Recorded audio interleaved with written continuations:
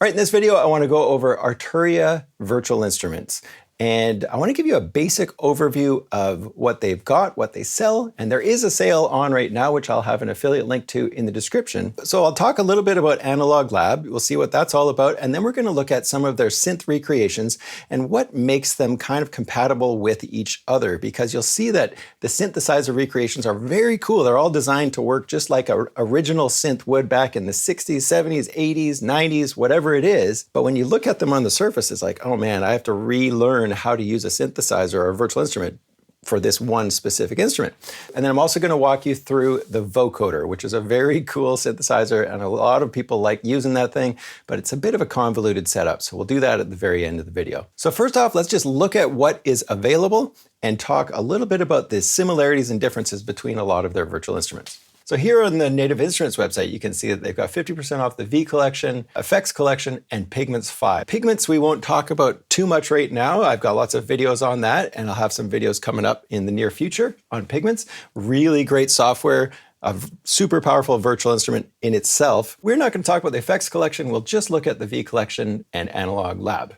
And so if you were to look at something like the Mini V, which is a Moog recreation, it costs $200 just for that one virtual instrument. So it really doesn't make a lot of sense for somebody to buy just one virtual instrument, because if you get the V Collection for $600, and you'll see that it comes with 39 instruments, 39 virtual instruments, and we're going to break down some of those today. So you've got some new stuff that just popped up, like the Mini Freak V, which is a virtual equivalent of their Mini Freak synthesizer, which is probably one of my favorite synthesizers out there. Highly recommend checking into this thing if you have any dreams of making synth patches away from your computer, bringing them back to the computer, and then having as many of them as you want on your computer. And there's very few things like it on the market right now. They keep updating it. They just updated it for free and brought in granular synthesis. So very, very cool synthesizer. Highly recommend looking into that. And you do get the virtual equivalent if you get this V Collection. So if you look at this tiny list right here, you can see that they've got a whole bunch of analog synthesizer recreations. It's like the Jupiter 8, the Juno 6, the CS80. So most of these synthesizers are trying to recreate hardware from the past. So if you look at the Mini V versus the Acid V, the Korg MS-20, the CS80, you can see each of these synthesizers looks very different and has completely different ways of creating sounds. And while it's really cool because you get this recreation of some piece of hardware, to most users, it's kind of like, well, I've never had one of these synthesizers and I just want to make sounds, but now I have to relearn an entire interface. So that can be a little bit daunting. And so I think most people end up using the V Collection and using Analog Lab as a way to browse their patches, or even Complete Control to browse their patches. And then eventually they might start digging into one or two of these synthesizers at a time, and then maybe see how synthesis was done in the Oberheim world or in the Roland world, right? So you really do get this kind of inside look into what the hardware was like. And I have a couple of these actual hardware synthesizers in my studio. So we've got all these analog synths. We've got a bunch of digital synths, including ones that started in the 80s, like the DX7 and the CZV. They also include some samplers in here, like the Emulator 2 and the Fairlight Imitation. Then we've also got some keyboards. So we've got like the Mellotron, which worked with bits of tape that would cycle these notes around. You'd hear them in old Beatles songs. You've got a B3 organ. We've got a CP70. We've got things like Wurlitzers and pianos. And then the last category is these augmented series, which started a couple of years ago, and they just keep turning them out. And they're very interesting virtual instruments. I've got a couple of videos on those, which I'll put in the description. And with the augmented series, it's all about a combination of samples and synthesis. So you get these things that are related to strings and woodwinds, but it's not like you're buying these virtual instruments to imitate a woodwind section from an orchestra. And if you get the V Collection, you do get Analog Lab Pro. And Analog Lab Pro costs something like $200 on its own. I don't know why you'd want to buy just Analog Lab Pro without owning the V Collection, to be honest. Maybe somebody could set me straight in the comments. So what is Analog Lab? It's this container for their virtual instruments. And if you have the V Collection, then all of your patches will show up inside Analog Lab. So before we look at Analog Lab, let's just look at a couple of different virtual instruments here. We can see the Oberheim Imitation. And you can see all the controls that would come on the surface of an actual Oberheim synthesizer, and then go and start changing and making your own sounds. But you can also click the Advanced tab for all of these virtual instruments. And here you're going to see some similarities between even the most confusing virtual instruments. So here we can see we've got modulations. You've got things like aftertouch, like when you press down, after a note is played, something happens. And so right now, aftertouch is assigned to the filter frequency. And if we take this even farther, we can see that it becomes more drastic. So you'll see this kind of interface in a lot of the virtual instruments. We'll dig into that in a second. And as far as I know, we've got effects on all of the instruments as well. And understand that most of these instruments, most of these synthesizers, didn't have reverb and delay and compression and stuff like that built into the synthesizers in the hardware. So this is something that they've added on to each of them. And these are kind of the consistent things that we'll look at today. Here's the Rhodes piano, and you can see you can change the type of instrument as well. We've got the stage version or the suitcase version, which is the one that I have in my studio. And then we've got the Advanced tab, which lets you go and adjust things like how hard you play the keys, what happens, and then you've got effects as well. If we look at the Acid V, we'll have a look later at the sequencer built into this one. So if you click the Advanced tab, you actually get a sequencer, which is very cool. But all of the controls on the surface are the same as the hardware would have been. We've got the CS80V. The CS80 is one of the most expensive synthesizers in the world. And it's got its own complex ways of creating patches, creating sounds. But the Advanced tab, we can again see stuff like modulations, keyboard controls, like how hard you hit the key velocity. You can assign that to anything, just like aftertouch. I just showed you that one a second ago. You can assign that to any control. And then we've got effects. So now we'll look at Analog Lab and see what it's all about, and then get into some of those more specifics. Analog Lab is their kind of container software. So that's what I've got open right here. So why would you ever want to use Analog Lab? Well, part of the reason is if you have a whole bunch of synthesizers, it puts everything together in one place. So it's kind of like all of Arturia's stuff in one spot. You can go over to the browser and you can look for patches, and you can say, okay, I want to look for a bass patch that is soft. You get a list of patches that meet that criteria. So if I click something like Atlas Soft Bass here, that pops up a virtual instrument, and that is actually Pigments. I will have a link to a Pigments video in the description, so make sure you check that one out. So if you have Pigments, you can actually click Edit Preset here, and now you can go over, click Open, and once you're there, now you can tweak the patch to your liking, as long as you own it. So now I can go back to Analog Lab, just click back a couple times, and now I can start looking for other patches. So here's another one, this bass. If I double click on this one, this loads up the Mini. Open Mini, I can get straight to that patch right there and start playing around with it. And then the other thing you can do in Analog Lab is actually have two instruments on the same patch. So I can click Add Instrument here. Now I go find another patch of some completely different sound. So here's one patch. Now I can go to a totally different type. Let's go to a plucked lead and double click on that. Now I have two patches running at the same time. So I can click Done, and now I can click Edit Preset, and you can see I've got two parts in this one patch. And you can do all sorts of things, like maybe you want to just pan one to the left, one to the right. You can adjust the levels between them, put effects and adjust effects really quickly right here and stuff like that. Say if you're doing a live performance and maybe something like church, you want to have a piano and a string pad and you just want it to be on one patch, you can use Analog Lab to do this kind of stuff. It's a beautiful system if you are tied right into this Arturia ecosystem, because you have access to all of the different synthesizers at the same time. And I do know a lot of people want to just open up something like a Juno recreation. So I've got a couple Juno synths here, hardware synths, and somebody just wants that sound. That's what we're going to do later when we look at just the individual synths. So just understand that Analog Lab, it's a great way to host just Arturia instruments.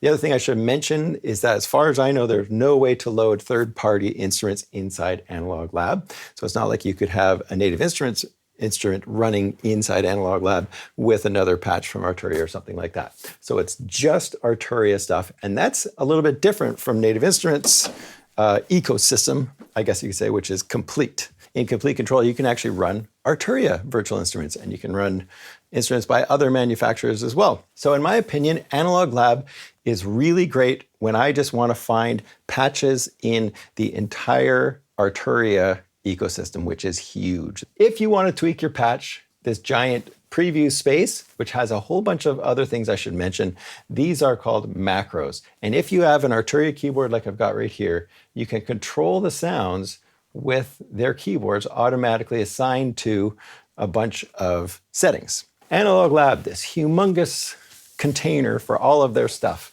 And if you want to use Analog Lab, the basics for that are, you go up to the library, you click the little library button, and in here you'll find your presets. And if you want to search for certain types of presets, you can clear that, go right through them all, just double click on a preset. And the virtual instrument will load. If you want to look for certain instruments, you can go to types and browse things like pianos and electric pianos and stuff like that. Or you can go to specific instruments and say, you know what, I really like the sound of that Mini that Jeff was playing with. Let's just click on that. Now, all you're going to see are patches that are made for the Mini V. And then you can go to styles as well. But you can see here I've got over 17,000 patches. That's a lot of presets. And then once you load up any patch, of course, you can go in and click the Open Mini button, and there you go, you're inside it. And then, of course, if you click the little heart on the left-hand side, that will now become one of your hearted or your favorited patches. Really nice thing that I like to do so that I always have, like if I'm looking for pads, I always see my favorites that pop up first. And then one more thing I should mention is the sound banks in the store. So for all of their synthesizers, you can buy sound banks. Let's see if I can find one that I don't own. So if I go over to the store, let's try this folkloric strings. And you can see right at the top, there are a bunch of patches that don't have a lock next to them. So what that means is you can click on it.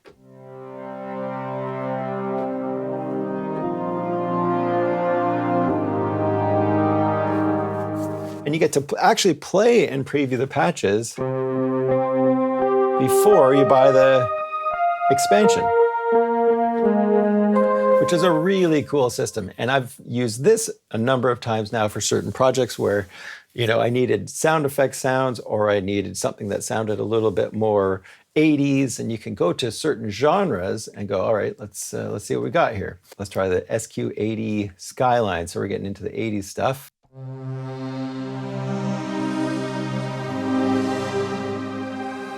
So now let's look at the standalone versions of synthesizers. And this might be the way you want to work. So if you're not interested in using Analog Lab and this container, and you just want to open the virtual instrument, you can do that in any DAW, any program that you're working on. Not really standalone, but not loading inside Analog Lab, because we're still running it inside Cubase, of course. But anyways, so once you've loaded up a virtual instrument in a project, you're going to get a basic overview of the instrument. And usually what you're seeing is what you would have seen if you owned the hardware or something like it. Like this DX7 invitation here doesn't look exactly like the real DX7, but it's got a lot of similar parameters. They've added more sliders to make things easier for you. So in order to find patches from the software without using the hardware, you're going to click the little library or browser button here. And it's the exact same thing as we saw in Analog Lab earlier. Beautiful system. All you do is click types. I want to find a pad, but let's make it a classic synth pad. Okay, let's try some patches out.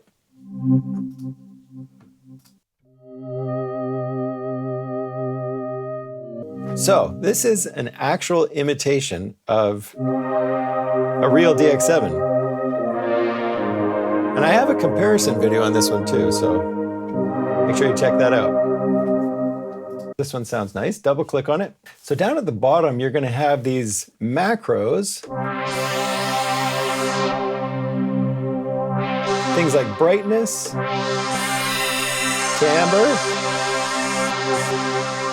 wow, and time. And then we've got movement, kind of adding some vibrato to the sound. Once you're on a patch, you can click this little down arrow button to go to the next patch. And it's going to remember what you were on in terms of what you were looking for, which is really cool too. So right now it's on striations. If I click on the next patch down, we're going to see it's going to go to that "There Is Hope." So it kind of is intelligent and knows what you're looking for as you click the down arrows. So once you're ready to dig a little bit more into a virtual instrument, you can click this advanced button up top here. We're going to use this ROM electric piano sound. And we're going to play around with a couple things here. We'll talk about modulation. Let's look at how you would change sound with some kind of modulator inside this DX7. And basically the way to think about a modulation is it's some kind of parameter. Maybe it's a piece of hardware that you move and it changes some setting on the synthesizer.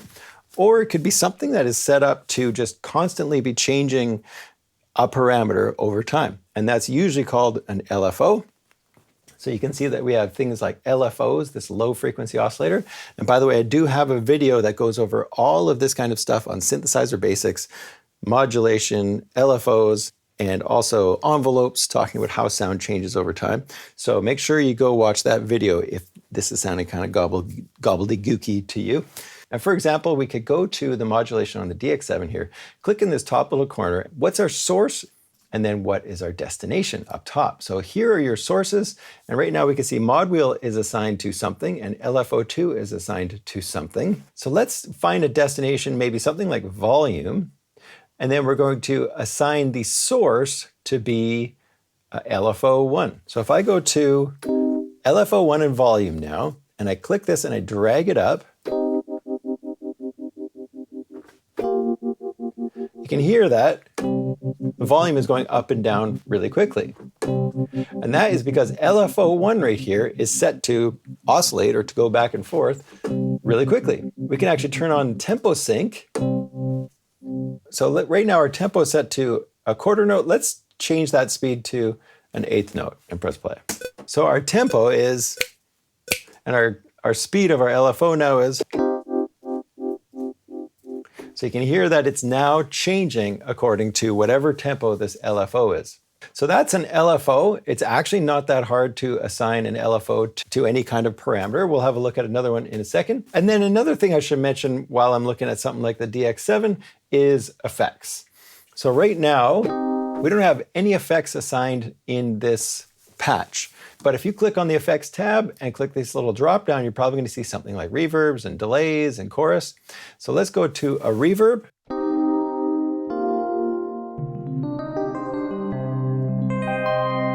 So this obviously isn't something that you would have had on an original DX7, but it's included in most of the synthesizers here in Arturia's ecosystem.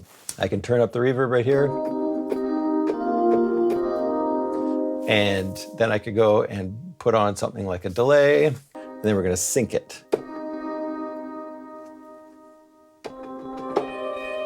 So now our delay is syncing to the tempo of our project. If I want it to be quarter notes, we could do it a little bit longer.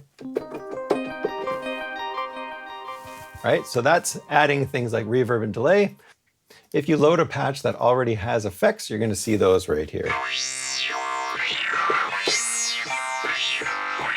So there's just some other random patch that's got effects put on it already.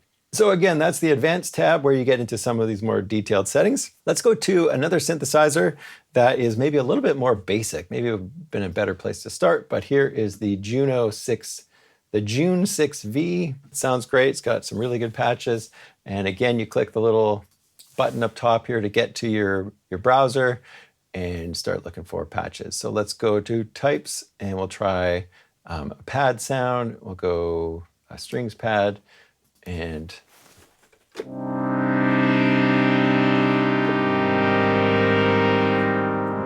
with this synthesizer, you've got some really basic controls like how quickly the sound swells in, and that's our envelope right here. So we can see envelope. If I change the attack to be really quickly, then the sound hits instantly. And if I take the release and crank that really short,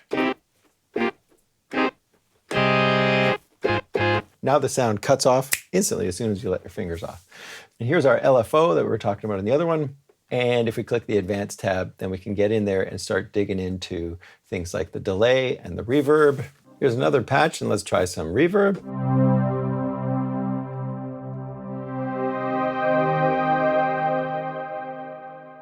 So let's go over to another virtual instrument. Let's try the Mini V4. So this is their 4th version of their Moog Mini recreation.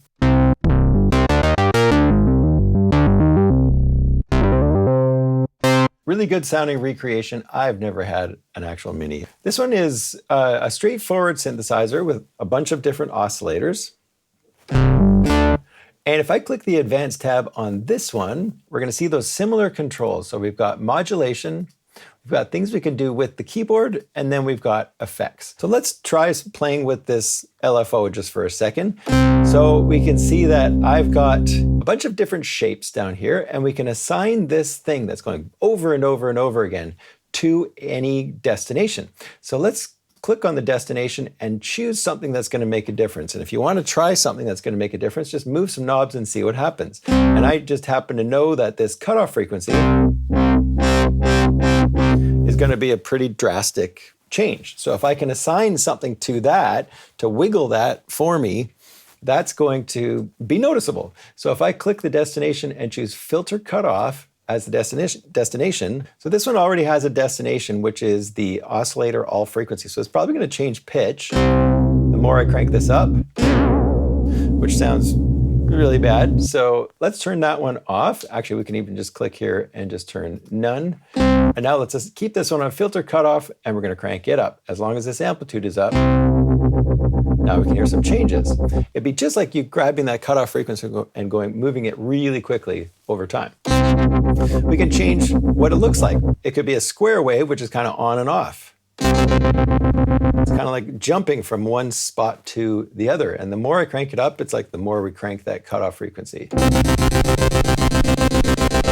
And then if we want to change the rate, what we can do here is we can go, all right, let's change the rate to sync. Let's crank that up to 8th note.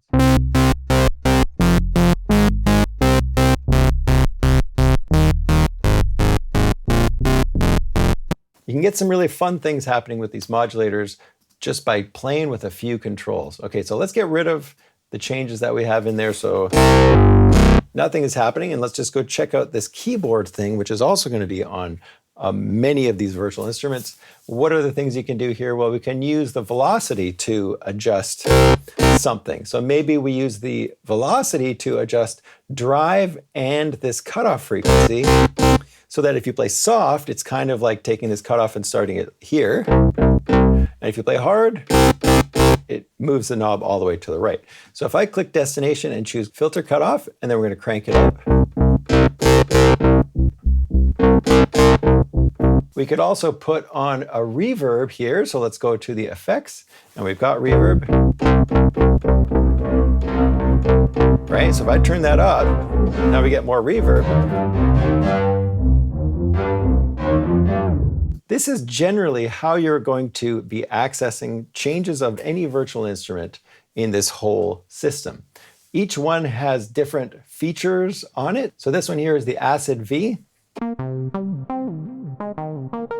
This one's from about the 90s.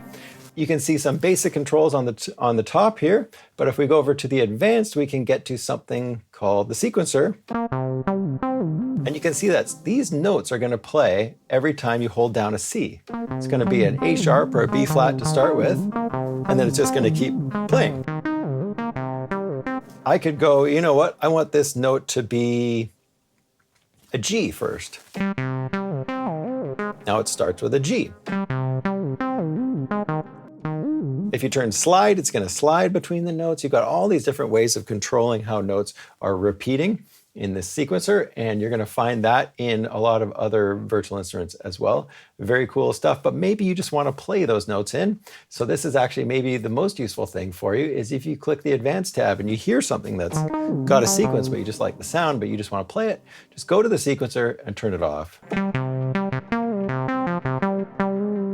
So maybe you play your own sounds in, right? So if you don't like the sequence of notes that are in there, you can go and now just play it as any other synthesizer.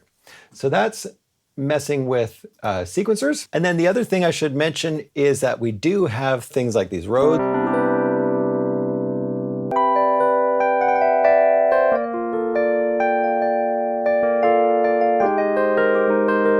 So really nice recreations of keyboards and pianos and a bunch of different electric pianos as well. And if you click the little browser button, then you're going to get all sorts of different patches that are different settings of these Rhodes instruments. Different reverb settings. And then the last thing I want to show you is just how to set up the vocoder. So the Vocoder V is one of the coolest instruments in here for that very specific sound. So let's open up a vocoder from scratch and we'll go over the setup. So I'll show you what the two different settings are. So you can either have it as a sample based, generator, oscillator, synchronize, synthesizer, vocoder. So there we've got these like vocoder samples that are just playing back. Here you can see a bunch of samples that are loaded. And in this case, all I've done is gone to the first one. And if you click locked, it'll just play that first sample. What happens if we just record the sound of my voice saying something? Jamming on the one. Okay, so I've got a little chunk of audio. Let's just make this a little louder. And then we're going to call this Jeff Jammin'. And I'm just going to bounce that chunk of audio. And then I'm going to go find that chunk of audio and drag it onto this little slot and see if we can actually play back our own samples in here. So let's click right here on this sample. We're going to click the Browse button. And then I'm going to go Add Sample. And I'm going to go find that sample. And jamming on the one. Jamming on the one, jamming on the one, jamming on the one, jamming on the one. So now with that little lock symbol activated, it's only letting me play that one sample. But that's me, that's my voice put into the vocoder. I gotta tell you the truth, this is the first time I've ever done this. So all you have to do is create a file of some sort, an audio file, and then bring that into the vocoder. Okay, so the next thing I'm going to do is show you how you could actually hook this up in real time. So I'm going to click voice input on the vocoder. Then there's a couple other things that we need to do. You need to have an audio track that you're recording on. This one is ready to go. What I'm going to do with this audio track, go back to your virtual instrument and you're going to click this little button right here, which activates side chaining. Once you've done that, this is only Cubase, by the way. Once you've done that, you can go to your audio track and we can output this one to the vocoder. Now that it's outputting to the vocoder, anything that we feed into it will get routed into the vocoder. And as long as we're playing some notes on the keyboard, we will actually hear something. And then I'm going to play it. Jamming on the one, jamming on the one, jamming on the one, jamming on the one. And if I really wanted to, I could actually do this in real time. Jamming on the one, jamming on the one, jamming on the one. Right? So you can do your Imogen Heap style song now, but just remember you won't hear anything if you're not feeding it with something. So you need to either have an audio track that's already recorded or you need to be doing something in real time.